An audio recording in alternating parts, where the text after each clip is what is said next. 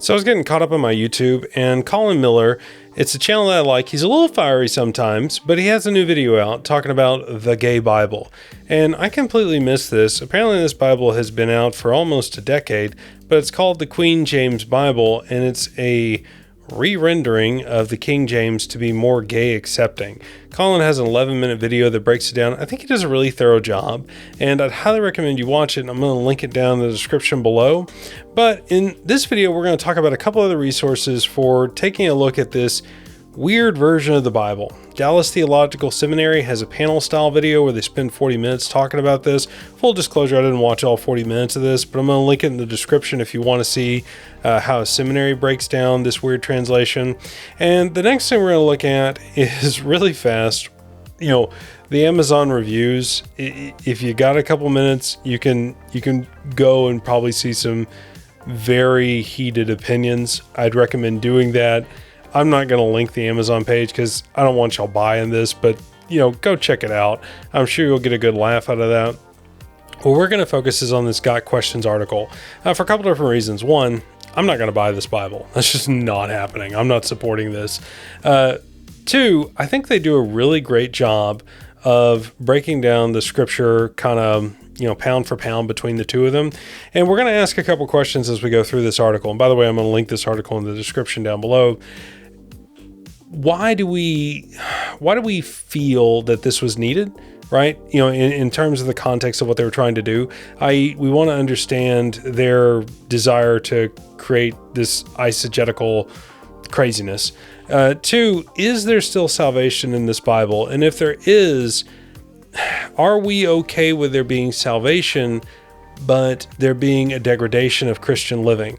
And I think that's a question you can't answer cleanly. So kind of short answer to both of those: don't buy this Bible, it's bad. But if this is the only Bible you got, they didn't mess with the gospel, so okay, right? All right, let's dig into it. They messed with Genesis 19:5, which is the story of Lot. And I'm not going to read all this word for word. You can go and link it and click the link and read it for yourself. But this is where Lot has the angels visit him, and it's talking about how the men outside wanted to boom boom with the angels, and they reword it to something different. And Colin does a great job of breaking down this one, and I'm sure the guys at Dallas Theological Seminary do a great job as well. But the key thing to take away is not so much, I would say per se, what they change in the context of the word here or there, but the verses that they changed. And you're going to recognize these pretty quick. Next is Leviticus 18:22 and Leviticus 20:13. I think I have a video about one of these two verses. These are very cut and dry verses. A man shall not lie with a man as he does with a woman. This is detestable, an abomination, abhorrent. If a man lies with a man, blah, blah, blah, so forth and so on. You probably have heard the verses in some context. And they want to rework these to include some unnecessary additions, because the whole point of what they're doing here in the Old Testament verses that they're changing is they want to redirect or niche down kind of when homosexuality is bad. Colin does a great job in his video addressing this issue of the Temple of Molech, where that's just not found. And to my understanding, that's not found in the Bible, talking about the Temple of Molech in context of this verse.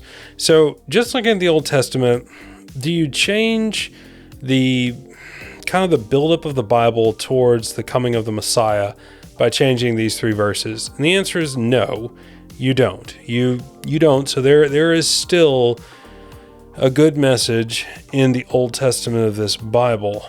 With that said, you need to understand that Christian living is a big part of the Bible, whether you're talking about the Old or the New Testament.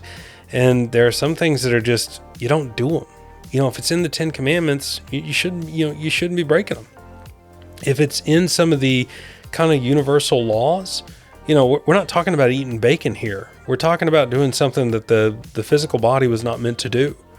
And you might feel that that's a little harsh or a little hyper literal on my part, but it is what it is. So yes, the message is still there. I hate that they chose to do this. It's disgusting. All right, let's move on to the New Testament changes. Next is Romans chapter 1. You shouldn't be surprised they changed Romans chapter 1.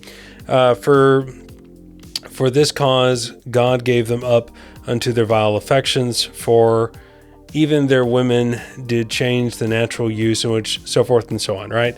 You should be remembering this. This should be kind of clicking to you. This is talking about things that are not okay, kind of like a lot of these things. So the plain reading indicates that lesbianism and homosexuality are unnatural, right? Nothing really crazy there. They want to soften the language here to where lesbianism is obviously okay, homosexuality is obviously okay, and yet again, the article does a good job of breaking this down. They changed Corinthians chapter 6, verse 9. I did a video about this the other day.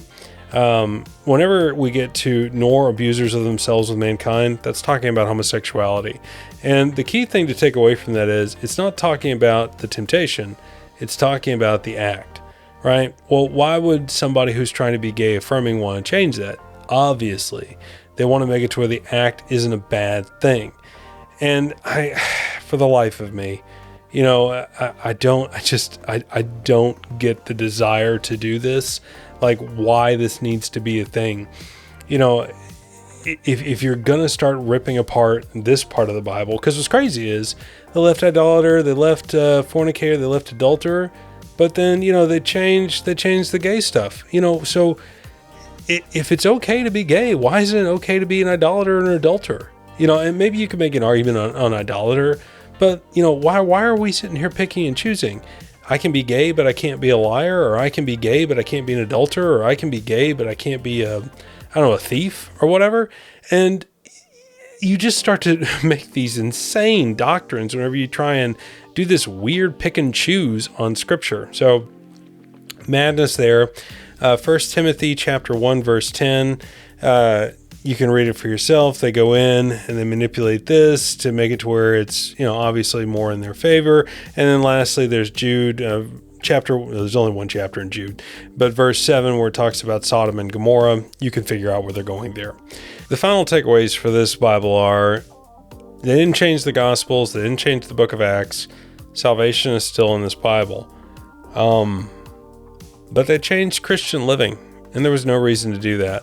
And, if you're needlessly changing the Bible, you got to kind of ask yourself why, and just why. Now, if you're a KJV onlyist or a Catholic, you probably have an opinion about your standard evangelical Protestant. A lot of KJV onlyists say that the NIV and the ESV and the CSB, so forth and so on, change the Bible because they're non-Textus Receptus Bibles, they're critical text Bibles, and therefore they're the Bibles of demons, right?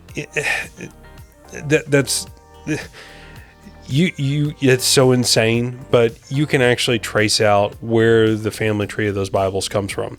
Catholics, not all Catholics, but a lot of Catholics, or I should say some Catholics, that's probably fairer, like to hang their hat on Martin Luther changed the Bible, so therefore all Protestant Bibles are hot garbage. And you may choose to say, well, how is this any different than what the Protestants did? Well, it's pretty massively different. Kind of like what we see in Textus Receptus versus critical text Bibles, non-Vulgate Bibles versus Vulgate Bibles, it's a similar conversation. You're talking about which source documents do we draw from? Are you a Byzantine text? Are you an Alexandrian text Bible? What was your makeup? And for a Vulgate Bible that's, with an Old Testament that's based off the Septuagint, you're going to have the deuterocanonical books. But if you're a New Testament Bible, if you're a Protestant Bible that's based off the Masoretic text, you're not going to have the deuterocanonical books. It's easy to figure out, how we got to those 2 points. There was no gross rewriting of the Bible. Those debates on Vulgate Bibles versus non-Vulgate Bibles, Textus Receptus Bibles versus non-Textus Receptus Bibles, and let's just go ahead and say critical text versus non-critical text, or Dead Sea Scrolls versus non-Dead Sea Scroll Bibles. There's a pedigree of why the changes occurred, and we can trace those out and academically debate them. This, on the other hand, this is just blatant, unnecessary desire to write your own meaning into the Bible for no academic purpose other than to forge your own narrative of what is right and what is wrong. And the only thing I can remotely be thankful for is they didn't change the gospel. If you enjoyed this video and you'd like to learn more, check out this next one.